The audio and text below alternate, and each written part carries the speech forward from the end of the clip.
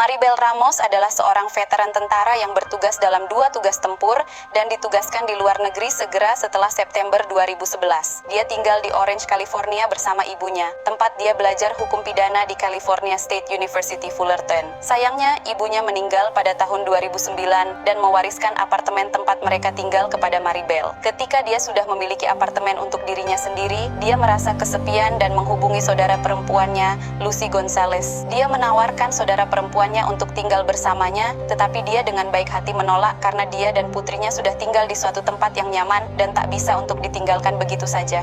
Namun rasa kesepian Maribel dengan apartemen yang cukup besar membuatnya ingin mencari teman serumah.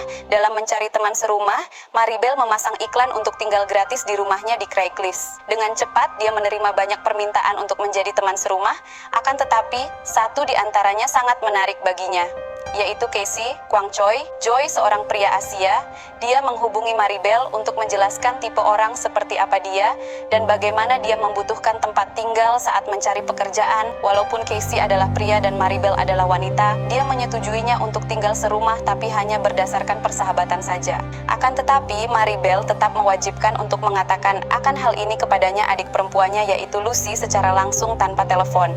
Setelah membicarakan hal ini secara langsung dengan Maribel dan Lucy, mereka memutuskan untuk mengizinkannya tinggal, menghargai sifatnya yang pendiam dan baik hati, dan menyadari bahwa hal itu dapat membawa ketenangan ke dalam rumah. Beberapa bulan setelah Casey pindah bersama Maribel, Maribel menyadari betapa seringnya Casey sendirian tanpa teman dan lebih sering tinggal di dalam apartemen. Tak lama kemudian, Maribel mengundang Casey ke acara keluarga seperti makan malam, permainan, dan pesta, dan kedekatan ini mereka dianggap sebagai bagian dari keluarga. Seiring berjalannya waktu, mereka perlahan-lahan menjalin persahabatan dan menikmati kebersamaan. Namun, seiring tumbuhnya persahabatan mereka, Casey mencari perasaan yang lebih. Jiwa goyang eskalatornya mulai meronta-ronta dalam celana. Maribel berbicara kepada Casey, membahas perasaannya terhadapnya, dan Casey menerima penolakan itu dengan pengertian dan tidak tampak terganggu, sampai dia melakukan hal-hal tertentu untuk mengubah pikirannya. Casey membuat tato, membeli pakaian baru, mengajak Maribel berlayar, dan menghabiskan lebih dari $10.000 untuk operasi plastik dalam upaya untuk terlihat lebih muda.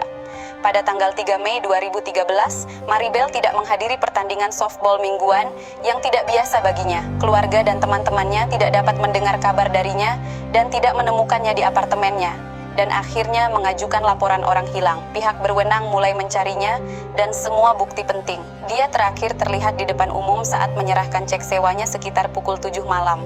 Dalam setiap wawancara, Casey Joy selalu disebut-sebut sebagai orang yang perlu ditelusuri lebih dalam. Casey adalah orang terakhir yang melihat Maribel sebelum dia menghilang dan mengakui bahwa mereka sempat bertengkar hebat malam sebelum dia dilaporkan hilang. Dia mengaku pergi berkendara jauh, tetapi ketika dia kembali, Maribel sudah tidak ada. Polisi sepenuhnya percaya pada cerita semua orang yang diwawancarai, tetapi ada sesuatu yang tidak beres dengan cerita Casey.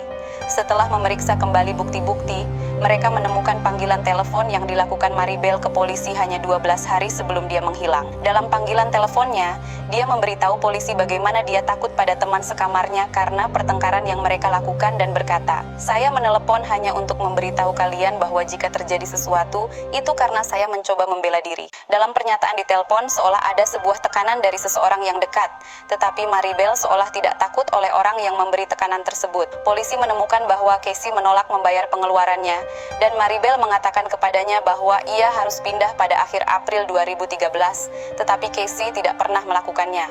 Casey membuat beberapa alasan bahwa ia tidak dapat membawa cukup uang atau meyakinkan bahwa ia belum siap untuk pindah, dan terus melakukan hal ini selama berbulan-bulan. Paul Lopez, pacar Maribel saat itu, telah memberitahu Casey untuk pindah saat sedang berbicara, dengan harapan dapat memengaruhi Casey dan mendengarkan Maribel. Paul mengatakan bahwa jika Casey tidak pindah, ia akan datang ke sana dan memindahkan barang-barangnya. Ini adalah panggilan telepon terakhir yang ditemukan di telepon Maribel. Di sisi lain terdapat bukti penolakan lanjutan dari Maribel kepada Casey. Walaupun Casey mengoperasi plastik wajahnya sampai terlihat lebih muda, tapi satu hal yang penting bahwa Maribel tak tertarik sedikit pun oleh rudal Asia milik Casey yang hanya 15 cm saja. Dan itu jauh dari standar lelaki terpayah sekalipun dari ras Maribel. Kemungkinan inilah yang membuat Casey sangat terhina, walaupun Casey sempat membeli kopi 21 dari Indonesia, tapi kedatangan barang online itu lumayan lama untuk mencapai negaranya. Dalam beberapa bukti-bukti minim yang ditemukan ini, Casey kini menjadi calon tersangka utama dalam kasus ini, dan polisi benar-benar fokus padanya.